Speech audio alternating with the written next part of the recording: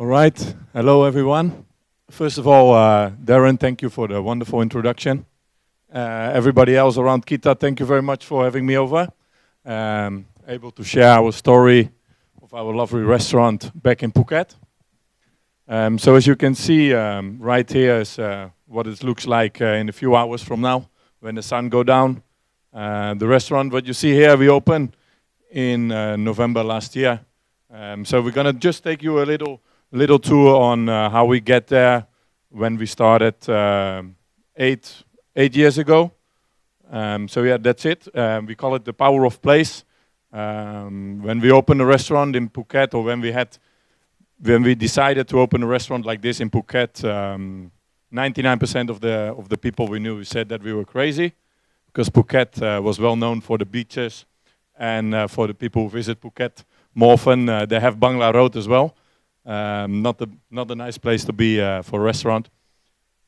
So yeah. All right. So yeah, the restaurant is called Pru. When we started the restaurant, there was no name for it. But 10 minutes from the restaurant, we had a very beautiful piece of land where we together decided to create a farm there. What was one of the main driven resources behind the restaurant, and it's also where the names come from. The area where the farm is called Pru Jampa. Currently we hold 2 restaurants. Our sister restaurant is called Jampa. Our restaurant is called Pru. So it's named after the region where the farm is. When we started the concept, we defined it by plant, raise, understand. So we plant our own vegetables, we raise our own chickens, our ducks, and we understand the environment where things have to grow in. Also in the southern Thai, Pru means where land and water comes together and where things starts to grow. So it's a very meaningful and powerful name to the restaurant what we wanted to start back in the days. As already mentioned, it was not very easy. We wanted to be different. We wanted to open a restaurant what was not founded in Thailand at the time, and especially in Phuket, there was like nothing like this. So we developed the farm, and I'm not sure if we have a few farmers in here, but growing some vegetables in the south of Thailand, where it's all bloody hot, or it's pouring as hell, is not very easy. So I spent the first 3-4 years a lot of time on the farm, just to make sure to understand what it takes to get, as you can see here, 1 carrot. This is actually the first dish that we created for the restaurant. It also has been a signature, and we have said farewell to it once we moved into the new location. Just for the case that we move in a new location and we wanted to start all over again. Something more about that later on. So yeah, the start of our journey. I've been grown up, if you believe in something, just don't dream about it, but make sure you go after your goals to ensure your dreams will become reality. That is actually the biggest story of what Pru and my personal story has been. There were days I was sitting like this in the restaurant just for 5 days in a row without guests. I can tell you, my wife said, maybe today you come home and hopefully you not cry. So it's been very difficult to run a restaurant like that. But we set our goal and we want to make sure that we will deliver. So that was kind of the start of Pru. That was back in December 2016. It took us around 8 months before we were able to open the restaurant. The main inspiration was we want to use only Thai produce, 100% locally Thai sourced ingredients to cook in a way that we believe will be very unique. It took me 8 months of traveling from north to east to south to west to ensure that the picture back I could find 1 nice carrot. Now I can tell you that was very difficult. And then we don't even talk about poultry or about seafood. And you see, we are located next. Sorry, I pressed the wrong button.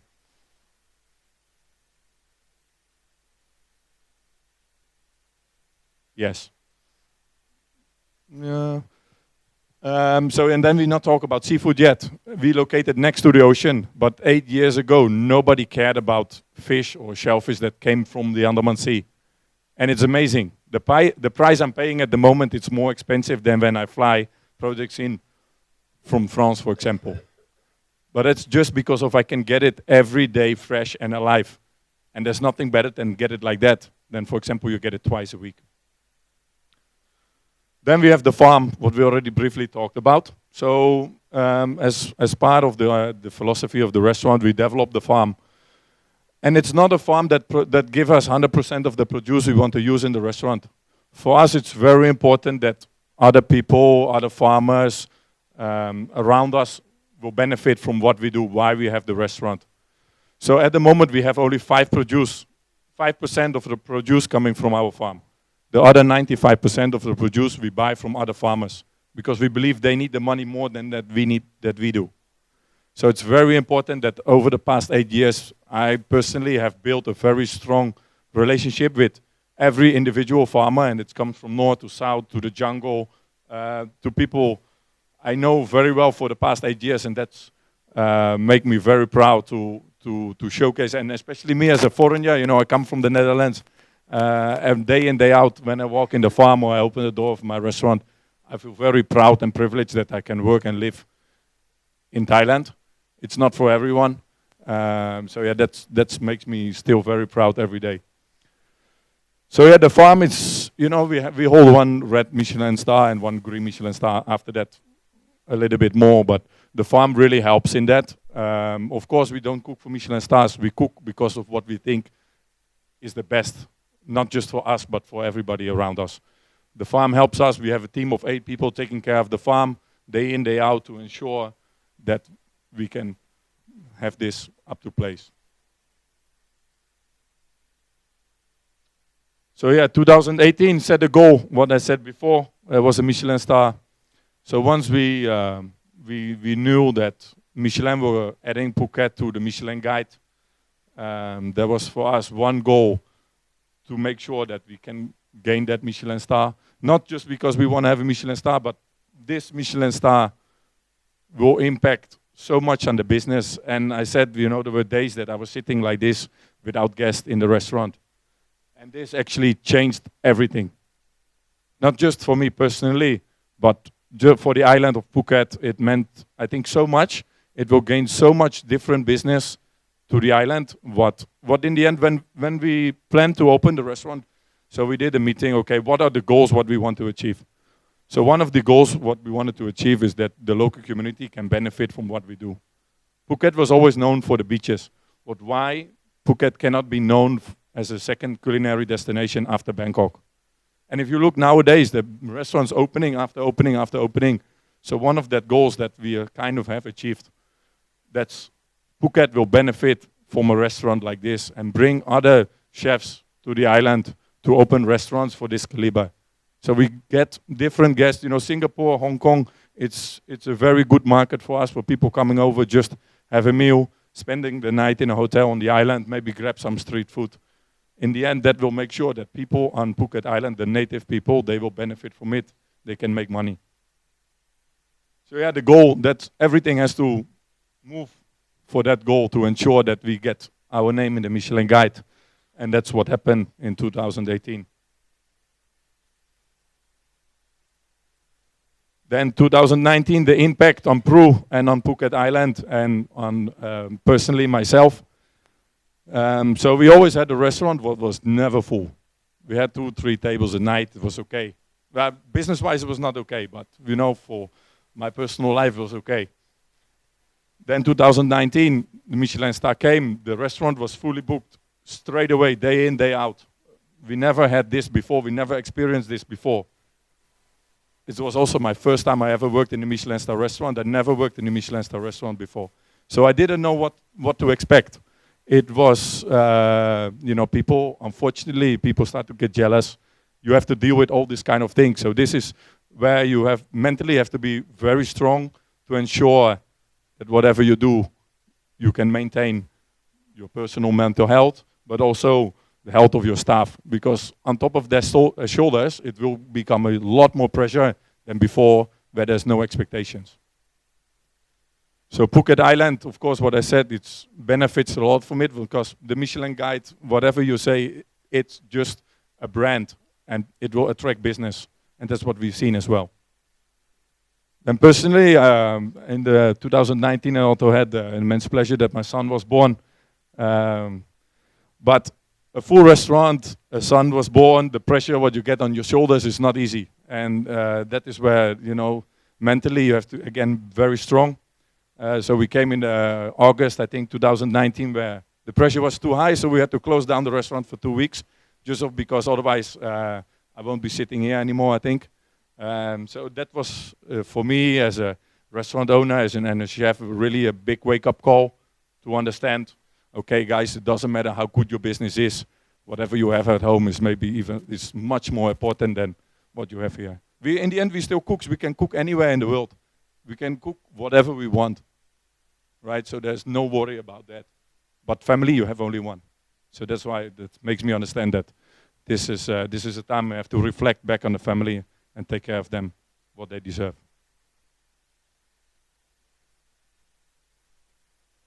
Then 2020, as you can see, we have a beautiful screen on our face because it was COVID. That was the year that we got awarded the Michelin Green Star. We had no idea that we are going to get the Green Star. So when it was announced, it was actually almost made a bigger impact on the restaurant and on myself than when we got the Red Star. We were the only Green Star in Thailand for 2 years. But the attention you got and the movement it made to gain a Michelin Green Star was actually very big. And this is, I'm holding it because my face is in front of the restaurant, but this Green Star it says more about the people and the community, the staff, the farmers, the foragers, the people in Thailand and in Phuket who make this happen. Yeah, I just wanted to share this story that this Green Star is my face is on it, but it's more for everybody around it who make sure that I can shine and make sure that the restaurant delivers.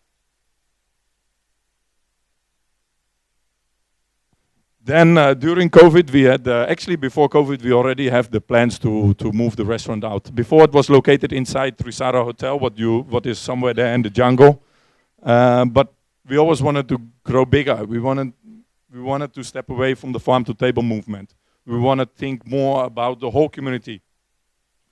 So that's why around 2021, 2022, we decided, okay, guys, let's just give up everything what we've built and start over again.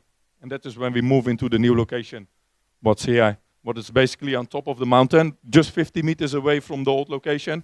But it was for us an understatement of, okay, guys, whatever we built is great, but we want to grow bigger. We want to make sure that we can take care of a lot more people.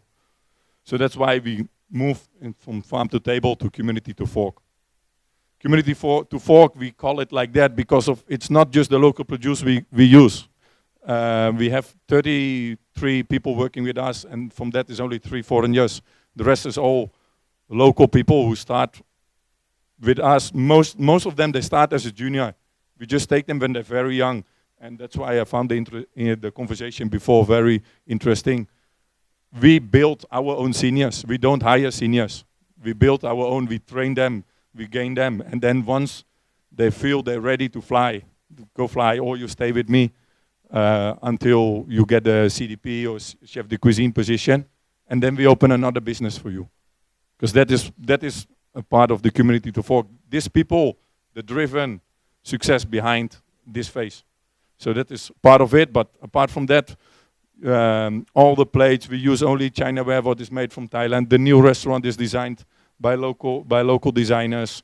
We have developed an art gallery where we showcase arts from local artists in our display, in our restaurant, and then the people can be able to buy it.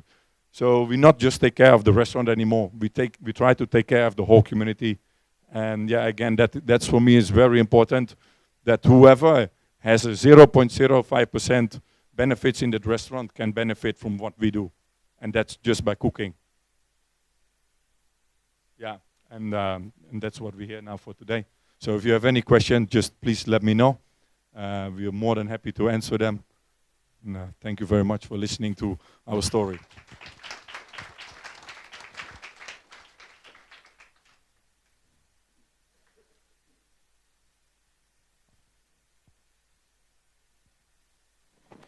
Thank you so much, Jimmy. So I think we've got a few interesting questions about the work that you're doing. Sounds good. Since you're opening, have people changed their perception on local ingredients? Are people finding value in eating Michelin-worthy food based on local ingredients? And I think also, I think there was another question right at the bottom. Do people feel like they are overpaying for local ingredients? And A very interesting question. Yes, our restaurant is not cheap to dine it, I agree. But if you see whatever goes behind it, we have 33 people working with us, they all need a paycheck. And as I said, the produce we're using is more expensive than when I fly it in from France. Because the produce we use is very limited, and we want only the best of the best. The thing that I do with the farmers, I don't ask them for a price. You give me what you think is the best, and you charge me whatever you think is the value of it. And then you need to make sure you deliver the product, okay? That's of course the thing. So yeah, we still have guests thinking, okay, you use only local produce, why is it so expensive? But then you tell them the story and you let them understand whatever it takes. The past 8 years, whatever it's on the plate now, it's an investment of our time from the past 8 years. So in the end, if you're looking, I don't think it's overrated or over expensive. I think it's a very good value for money. great answer. Just out of curiosity, and I think like someone did ask this, why did you choose Phuket? It just happened like that. So I come from a very small village on the countryside of the Netherlands. Back in 2012, we had the opportunity to come to Phuket to cook. And as part of Trisara Hotel, I think maybe they kind of like me. So they asked me to come over for the high season to help them out. And it just happened that the owner said, okay, back in 2016, there's a space. You want to create a new restaurant there? Okay, and then we took it from there. So in the beginning, in the hotel, was cooking Mediterranean food. Was doing Dover salmon, yeah, and this kind of things. Everything come from Europe that time. But then you start to realize, okay, why we're flying everything in if you can maybe try to have a restaurant that is 100% local produce. So yeah, then we start to develop the concept and everything. And I can tell you, if people offer me to open a restaurant in Bangkok, I would probably say no. Because Phuket is the place that made me. I moved to Thailand when I was 22, so I was still very, very junior. Phuket gave me the opportunity to shine on the stage where I am now. It's gave me the opportunity to do whatever I love to do the most. So yeah, there's no other place where I would have this restaurant rather than Phuket. And it was not easy as, for example, in the big city. Yeah.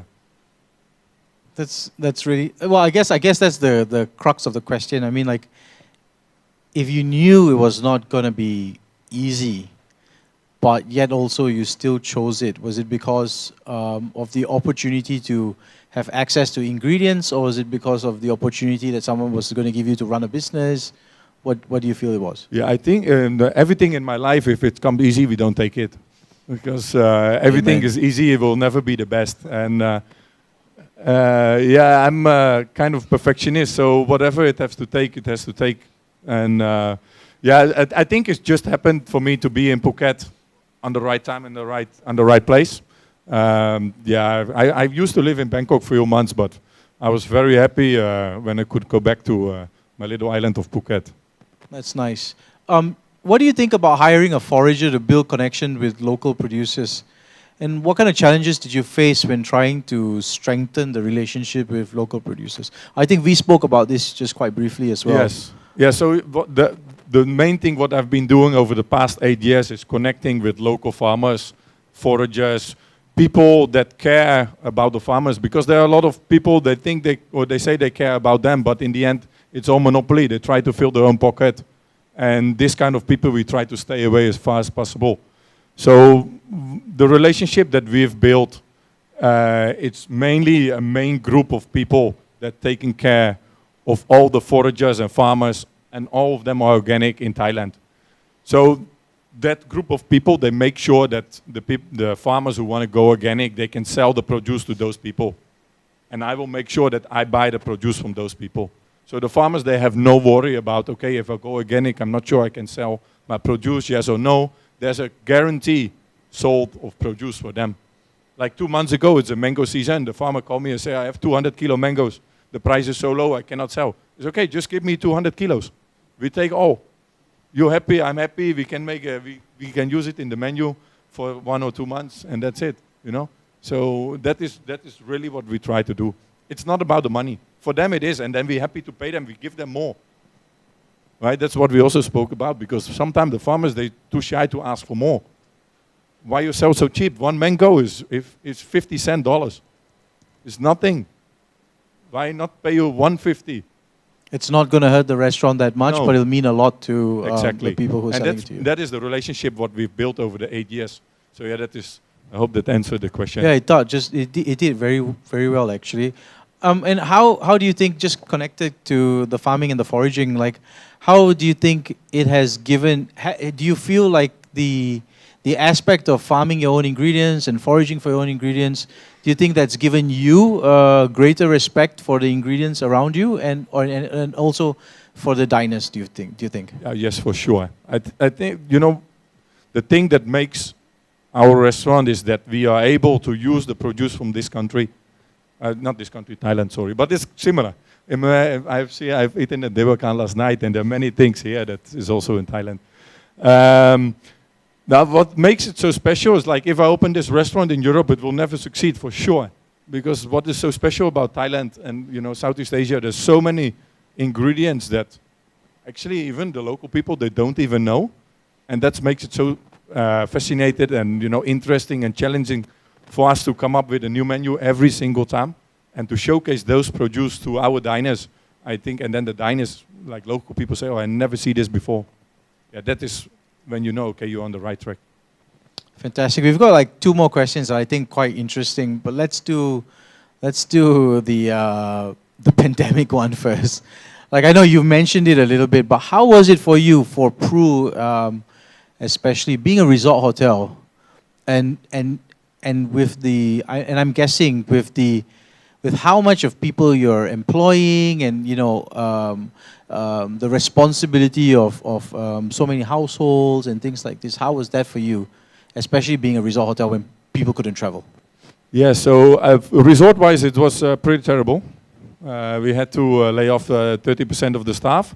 Restaurant-wise, it was, I think one of, not the best time, of course, but we had a very good time. Personally, I had the best time of my life because my son was just turning 1. The restaurant had to close for 3 months. We're not allowed to travel outside the district. So I could spend 3 months with my son. So that, that was personally a very good time. So once we opened, of course we have the farm, but once people were allowed to go out, we didn't want to put them in the restaurant. So we created a pop-up restaurant at the farm, what was open air, and we just sold in the weekend, 2 days in the weekend, burgers, salads, and you know, some teas and that kind of thing. That was more for the people. So the restaurant, we didn't lay off anyone. So the restaurant, we could keep all the people of the restaurant. So after 3 months, of course, everybody is out of the comfort zone, out of working. You know, we've been staying home, we've been depressed by the pandemic. So we just want to get them back to work. So that's why we open 2 days a week in the weekend, this pop-up restaurant at the farm. And you know, when you walk in our farm, it's so peaceful, it's quiet, you hear the birds, you see the fish, you smell the vegetables and the herbs. So by doing that, we get the people back to kind of understand, okay, we need to go back to work yet. So we did that for 1 month. And then we opened on July 1st, 2020? Yeah. So with July 1st, and I had only one goal. We need to make sure we break even. It doesn't matter what it takes, break even was the goal. And actually, we succeeded. We made break even. The restaurant did better than we expected because people from Bangkok, they like to travel, but they could not go overseas. So there was only one place where they could go to have a Michelin-starred meal, and it was Phuket. So we filled the restaurant, I think, for almost 12 months with only domestic tourists. Wow. And of course, we minimized we only occupy like 60% of the restaurant, but we were almost full every single day, and we opened 4 days a week. So for the pandemic, for the restaurant, it was actually not too bad, not too bad. Does the farm, with all the resources that you put into it, does the farm make money for the restaurant? Sorry, does the farm make money for the restaurant? in terms of like cost to operate versus the revenue? No, the farm doesn't make money. The farm really helps us to run the restaurant. So the farm, we don't have the farm only to produce vegetables. Look, the farm help us to reduce the food waste. Look, we have raw food waste what goes into the compost. We have cooked food waste what goes to the buffaloes, so they have food. We collect the manure, so it's like a full circle. The farm is basically an extension of the restaurant. It's not a farm that gives me 100 kilo of beetroot, for example, because we don't want it to be like that. It's also more an experimental farming. Okay, we found a new crop in somewhere in the east of Thailand. Can we try to grow it here? Okay, what do we need to do? And then what we need to do with the soy. So it doesn't make money. We don't lose money, but you know, it doesn't make. And the investment in a farm, it's an ongoing investment. It's never finished. So the farm is really just another arm of the restaurant. Yeah. So you don't think of it as separate. Yeah, it's not. We don't operate it as a business. We operate it as an extension of the restaurant. Right. What sort of efforts do you think the restaurant takes to discuss like climate change, global warming, that sort of thing? Or do you do that? Do you do that actively?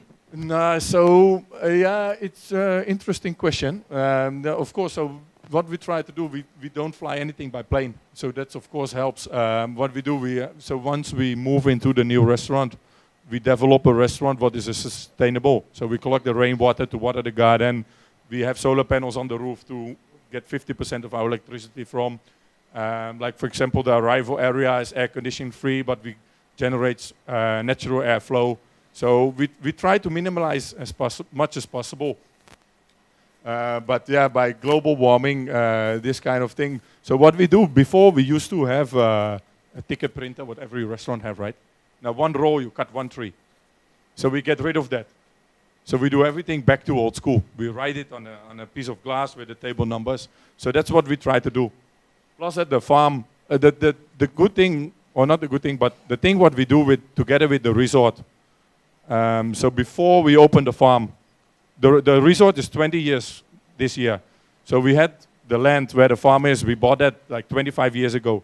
So when they did the renovation of the hotel, all the trees, they take out. They didn't cut it to waste. They took it out, they put it in the farm, they call it the nursery, and then they bring it back. So this kind of things, there's always been, you know, we don't want to talk about sustainability that much, because it's like the core of our group. It's in the heart. So nowadays you see a lot of restaurants, or hotels, they have a brand, and they try to fit the sustainability in. But you know, that doesn't always work. But for us, it's different. We have the core as the sustainability, and we build a business around it. So you don't have to preach about it, you just do it. Exactly. So I think we just leave with like the last question, and I think that's also quite a curious one for me, is what triggered the decision to move the restaurant to a new space? Was it a timing thing, or were you already, it was part of the development of the restaurant? So the restaurant, the first location, it was never designed to be a restaurant. It was more for me to get the opportunity to build something new. But we felt that the space was too small. And to extend and to get bigger and grow bigger, there was the only one way for us was to move out. Plus the reason why we moved out, we wanted to be more independent.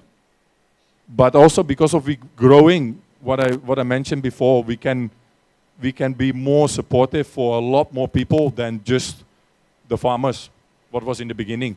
So now we take a lot more responsibilities for a lot of other peoples around us. Fantastic. Thank you very much, Jimmy. I know there's one more question, but